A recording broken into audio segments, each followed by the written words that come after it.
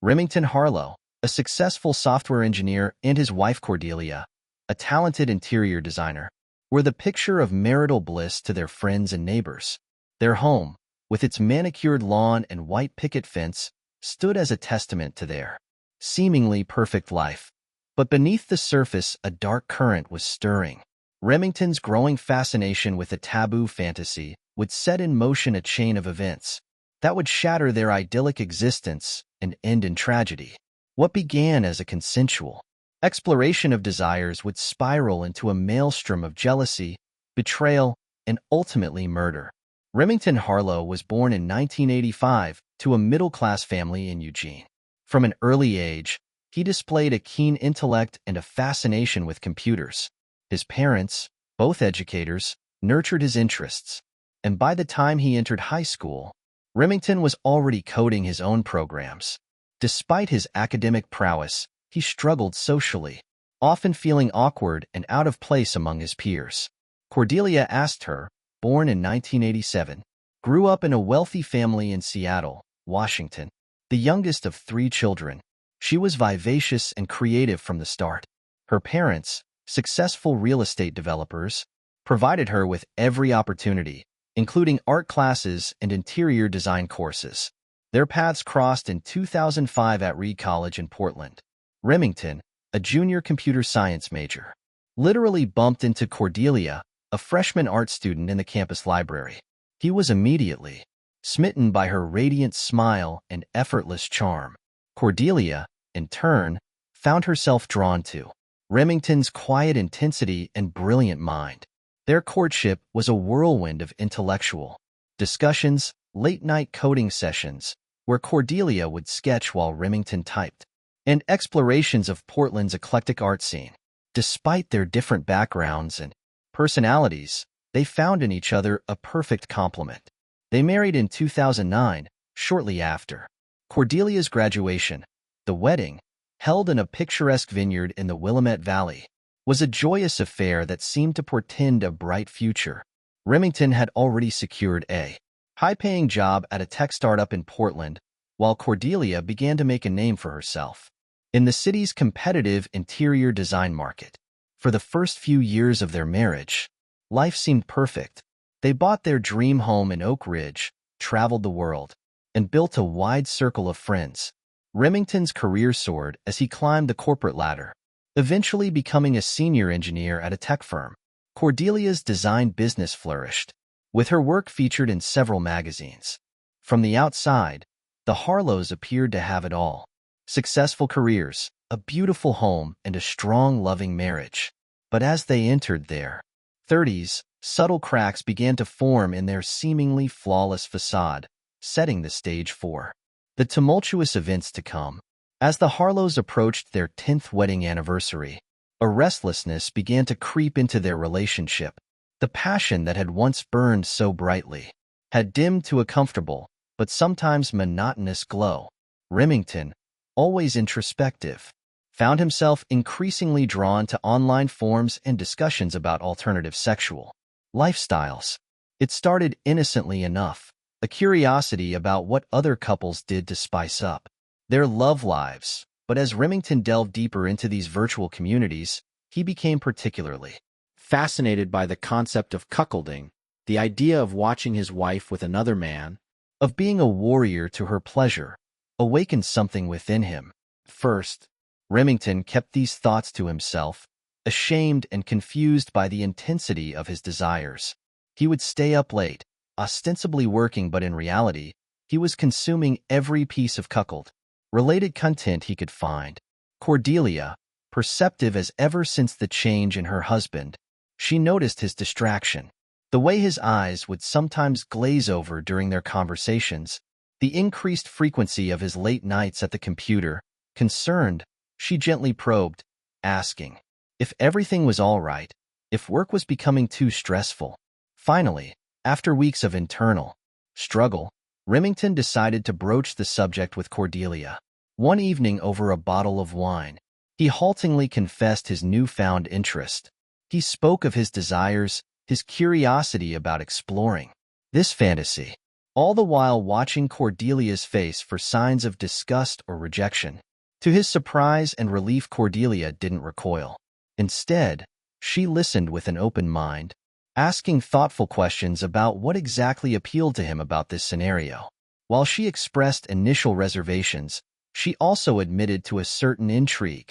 The idea of being desired by another man, of being the center of attention, held its own allure. This conversation marked a turning point in their marriage.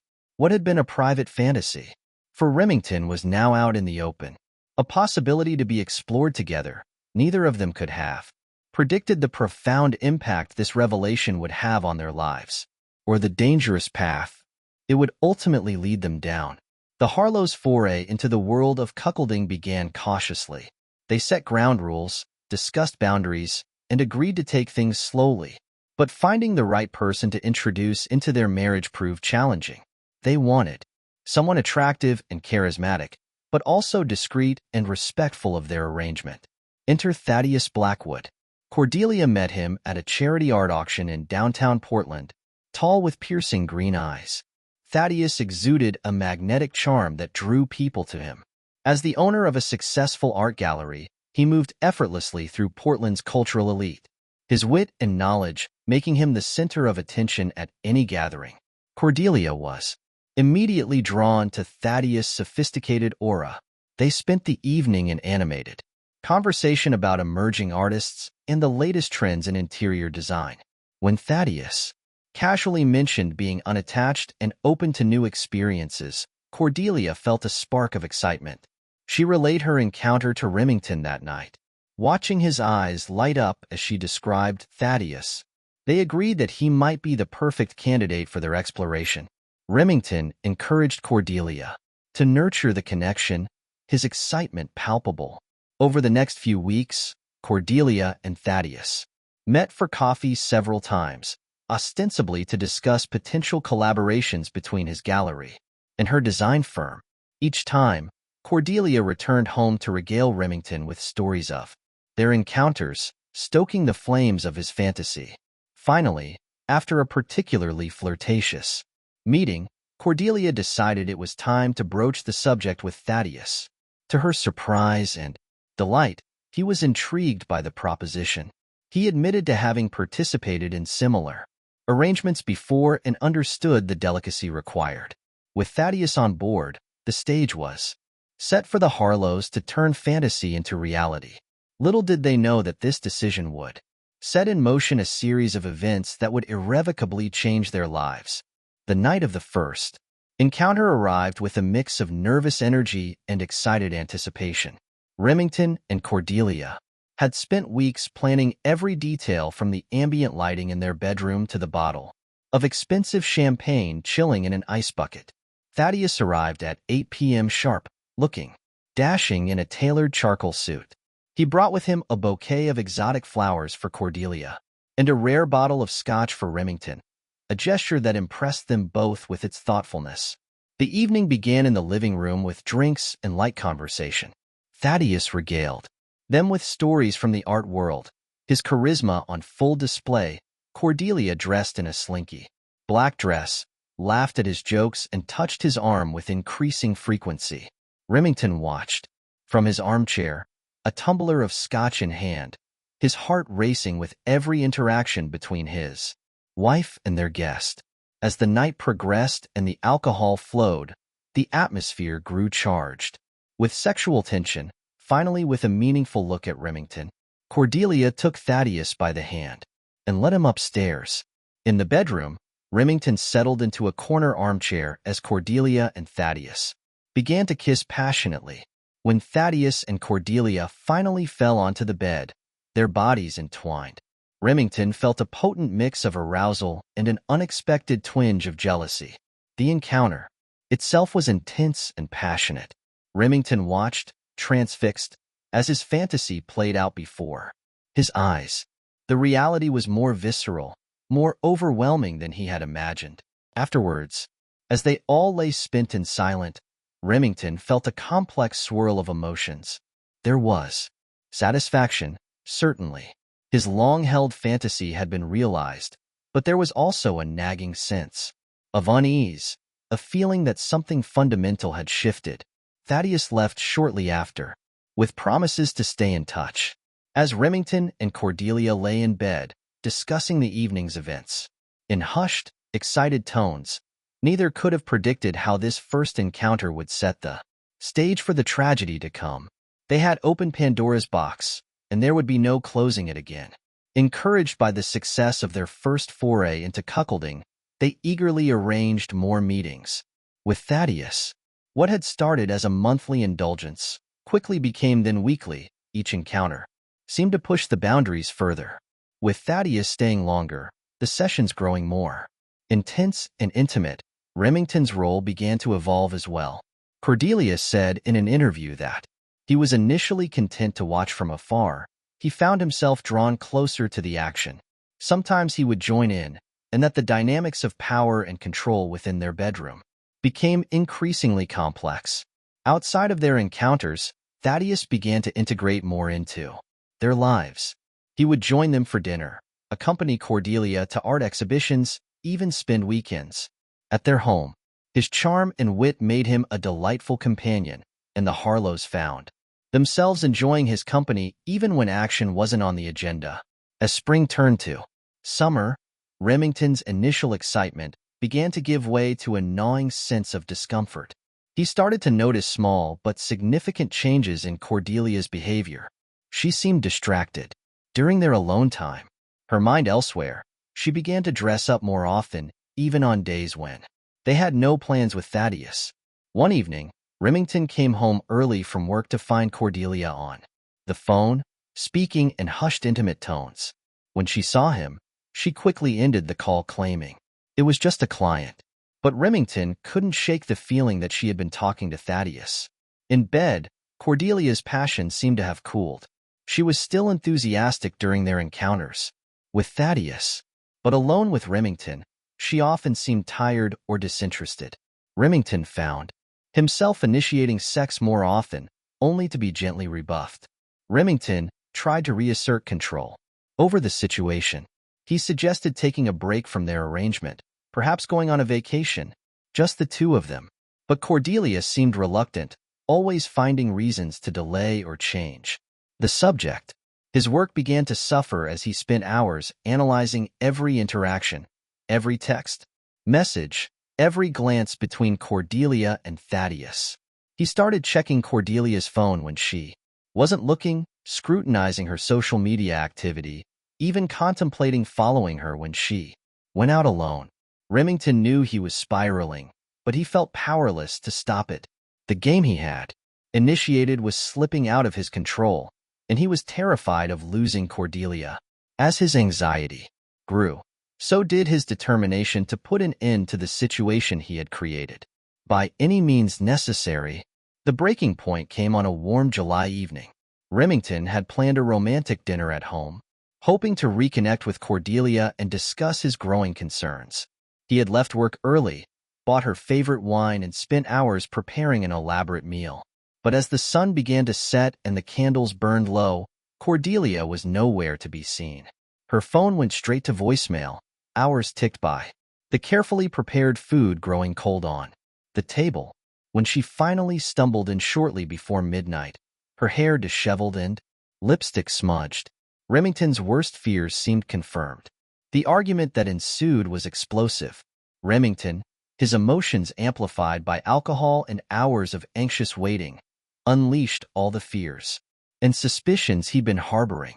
He accused Cordelia of falling in love with Thaddeus, of making a fool of him, of destroying their marriage. Cordelia, caught off guard and defensive, initially tried to deflect. She claimed she'd lost track of time at a client meeting, that her phone had died, but faced with Remington's relentless questioning and the evidence of her appearance, she finally broke down and admitted she had been with Thaddeus. The confession hit Remington like a physical blow. He had suspected, had feared, but hearing it confirmed shattered something inside him. In that moment, all the excitement and thrill of their arrangement went away. Cordelia, tears streaming down her face, tried to explain. She loved Remington, she insisted. But Thaddeus made her feel alive in a way she hadn't in years. She was confused, torn between her loyalty to her husband and her deepening emotions for Thaddeus. Remington, his voice low and dangerous, demanded that she end things with Thaddeus immediately. Cordelia, her own anger rising, refused. This had been Remington's idea in the first place, she argued. He couldn't dictate her feelings or control her relationships. The argument escalated, with both of them saying hurtful things they would later regret. Remington, in a moment of rage, smashed a wine glass against the wall.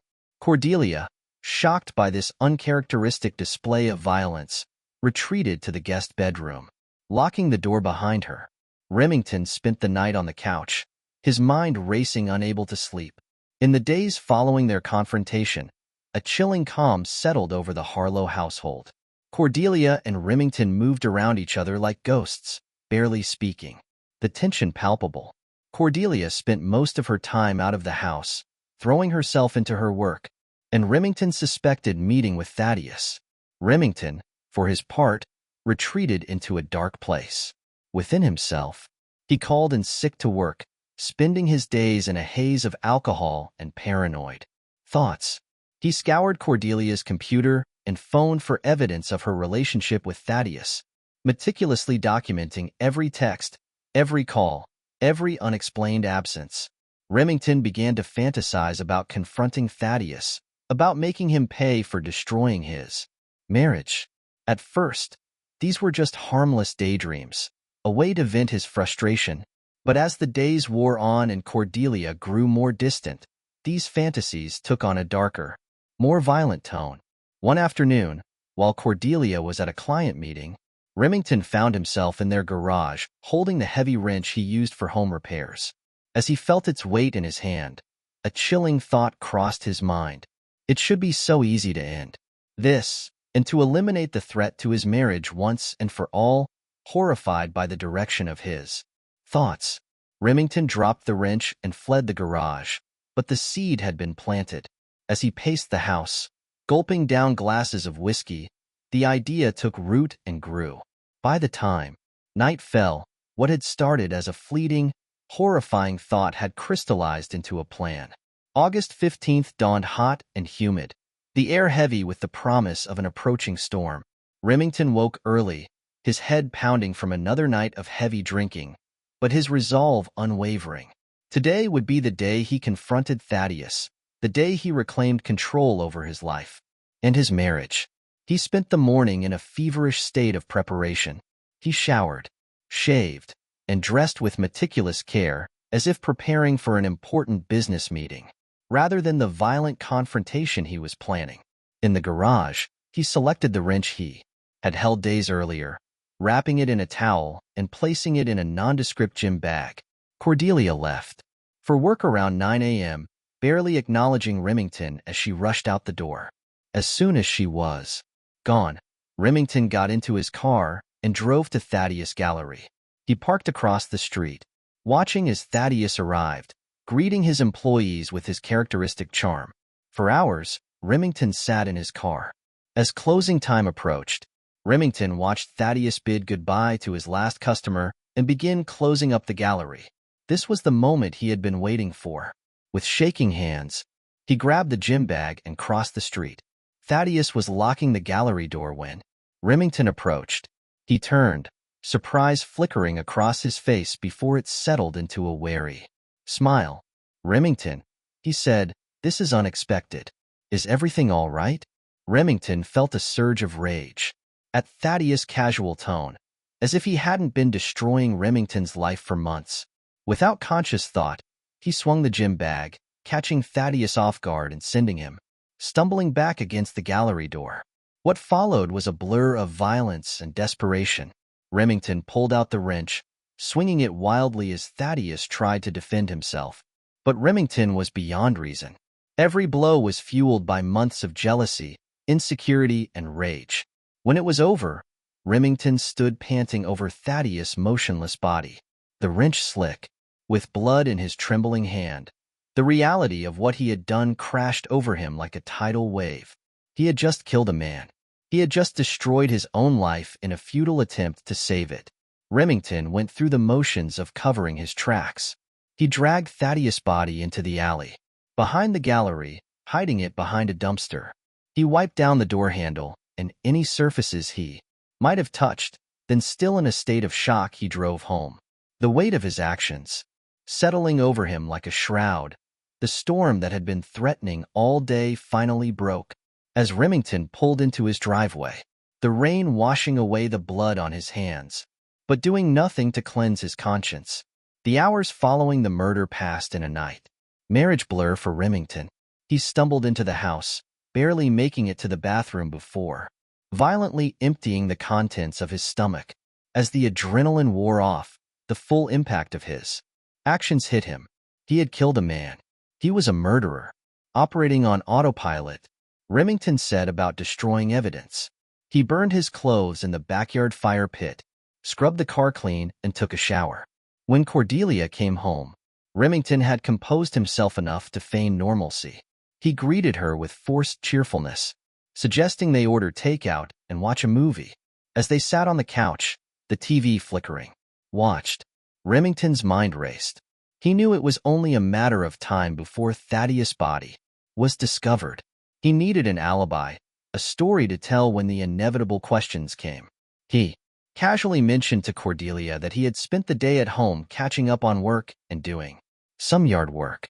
He even showed her a small cut on his hand, claiming he had nicked himself while pruning the rose bushes, a cut that had actually come from his struggle with Thaddeus. 2 days after the murder, the news broke. Thaddeus Blackwood, prominent art dealer and fixture of Portland's cultural scene, had been found dead behind his shop. The police were treating it as a homicide. Remington learned of the discovery while at work, overhearing colleagues discussing the shocking news. He felt the blood drain from his face, his hands shaking so badly he had to excuse himself to the restroom. The investigation moved quickly. Detective Eliana Rossi, a veteran of the Police Bureau's Homicide Division, took charge of the case. She and her team combed through Thaddeus' life, interviewing friends, family, and business associates. It didn't take long for them to uncover Thaddeus' relationship with the Harlows. Cordelia, devastated by the news of Thaddeus' death, initially tried to downplay their connection, but faced with evidence from Thaddeus' phone records and witness accounts, she eventually admitted to their affair. When the police came to interview Remington, he was prepared. He expressed shock and sadness at Thaddeus' death, acknowledging that, while their arrangement had been unconventional, he had considered Thaddeus a friend. He calmly recounted his movements on the day of the murder, his story aligning perfectly with what he had told Cordelia. Detective Rossi, however, sensed something off about Remington's demeanor. His calm seemed forced, his grief a touch too performative. She made a mental note to dig deeper into his background and movements. As the investigation progressed, the police began to piece together a timeline of Thaddeus' last day. Security footage from nearby businesses showed him entering the gallery in the morning but never leaving. His last phone call had been to Cordelia, ending abruptly. Around closing time, the net was slowly closing around Remington. As the days turned into weeks, Cordelia's grief over Thaddeus' death deepened. She threw herself into her work, often staying late at the office, avoiding the stilted silences that now characterized her home life with Remington. At first, Remington's attentiveness in the wake of the tragedy had touched her. He seemed genuinely concerned for her well-being, always ready with a comforting word or a shoulder to cry on. But as time passed, she began to notice inconsistencies in his behavior. Cordelia found herself revisiting the events leading up to Thaddeus' death. She remembered Remington's jealousy, his desperate pleas for her to end the affair. The more she thought about it, the more a terrible suspicion began to take root in her mind. She started paying closer attention to Remington's actions, noting when he left the house, checking his browser history when he wasn't around. She even considered hiring a private investigator, but couldn't bring herself to take that final step. As her suspicions grew, so did her fear. If Remington was capable of what she was beginning to suspect, what else might he be capable of? For the first time in their marriage, Cordelia found herself afraid of her husband, unsure of the man she had promised to love for better or worse. The breakthrough in the case came from an unexpected source, a homeless man known to frequent the alley behind Thaddeus' gallery came forward with information. He claimed to have seen a man matching Remington's description entering the alley on the night of the murder, carrying a gym bag. This new lead energized the investigation. Detective Rossi and her team began to scrutinize Remington's movements more closely. They discovered traffic camera footage that contradicted his alibi, showing his car near the gallery around the time of the murder. As the evidence mounted, Remington's behavior became increasingly erratic. He started drinking heavily, snapping at colleagues, and becoming paranoid about being followed. Cordelia, her own suspicions now seeming confirmed, began to distance herself from him, staying with a friend under the guise of needing space to grieve. The final piece of the puzzle fell into place when the police, armed with a search warrant, found small traces of blood in Remington's car that matched Thaddeus' DNA. They also discovered the murder weapon, the blood-stained wrench that Remington had hidden in the attic. Unable to bring himself to dispose of it completely, on a rainy September morning, nearly a month after Thaddeus' death, Detective Rossi arrived at the Harlow residence with a team of officers. They found Remington sitting in the living room, a half-empty bottle of whiskey beside him. As the detective read him his rights, Remington offered no resistance. In that moment he felt an odd sense of relief. The game was over. The lies, the fear, the constant vigilance. It could all stop now. Remington Harlow's trial was brief but sensational. He pleaded guilty to second-degree murder, his confession a rambling account of jealousy, fantasy, and fatal obsession. He was sentenced to 25 years to life in prison. Cordelia, shattered by the revelation of her husband's actions, filed for divorce shortly after his arrest. She sold their house, unable to live with the memories it held, and moved out of state to start a new life.